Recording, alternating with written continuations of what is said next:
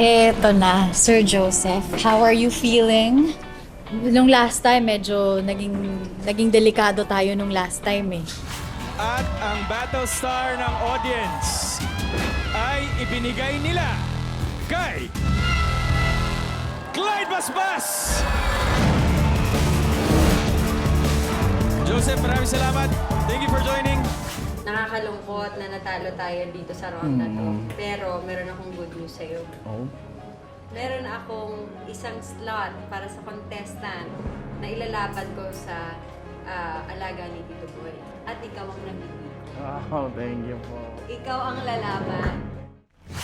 At ang deciding vote ay ibinigay ng ating studio audience kay the Sand Artist, Joseph Manolo! Ikaw ang mag-a-advance sa final round, the ultimate battle.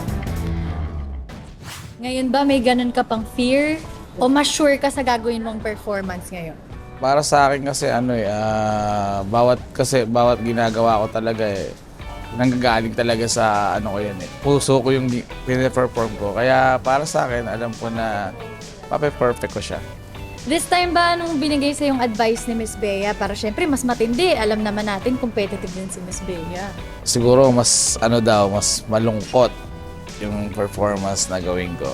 Para mapaiyak ko yung mga audience doon sa performance. So kumbaga, para ba mas malungkot siya, mas personal ba ito sa'yo? Message ko siya sa pangkalahatan, hindi lang for family, sa buong